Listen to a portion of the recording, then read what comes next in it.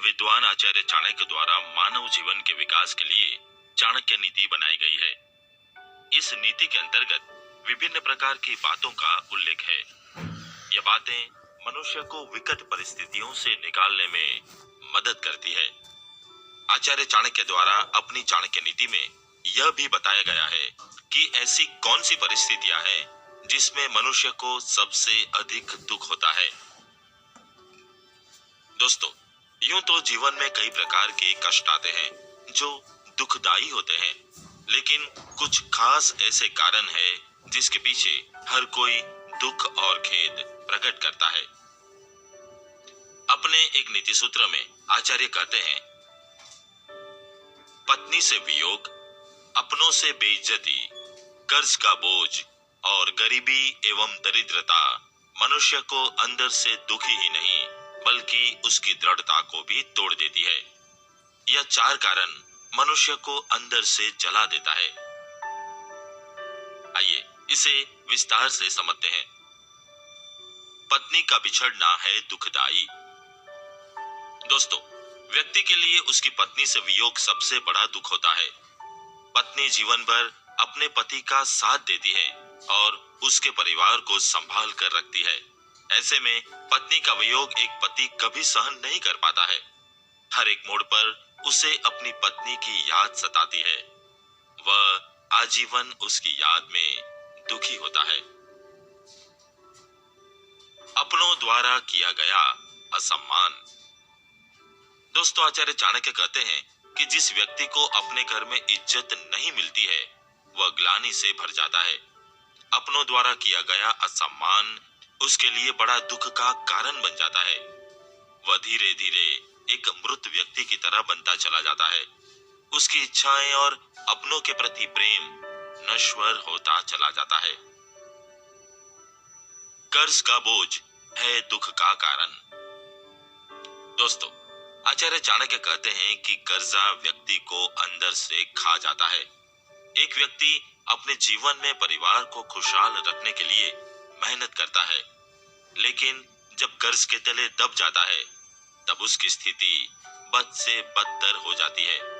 वह अपने आप को अत्यंत दुर्भाग्यशाली व्यक्ति मानने लगता है।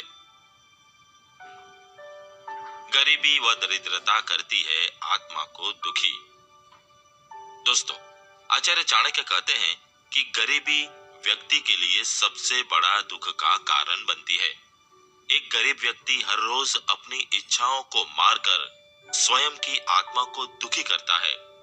वह हर रोज अपनी इस दरिद्रता से उभरने के लिए लड़ता है, लेकिन वह इस गरीबी की गर्त में गिरता जाता है, जो कि उसे अंदर से मृतक के समान बना देती है, जिससे ना कोई इच्छा रहती है और ना ही उत्साह रहता है।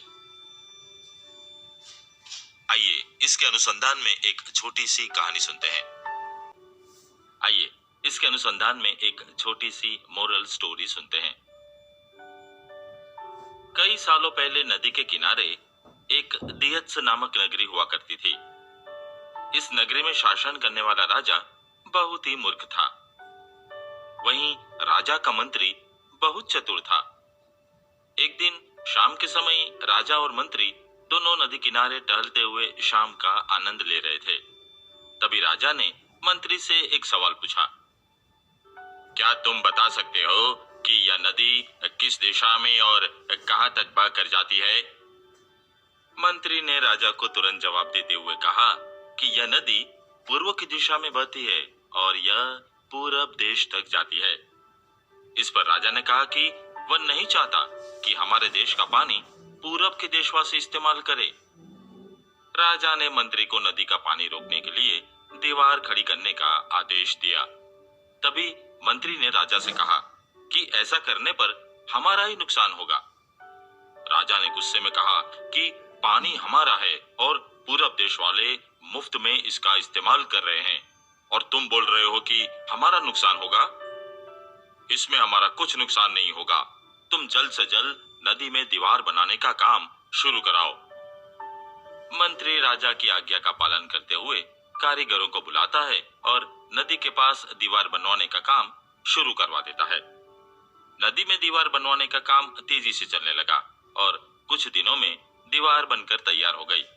यह देखकर राजा बहुत प्रसन्न होते हैं, परंतु उनकी मूर्खता के कारण कुछ दिनों बाद जब बारिश का मौसम दस्तक देता है तो नदी का पानी पूरे गांव में भरने लगता है।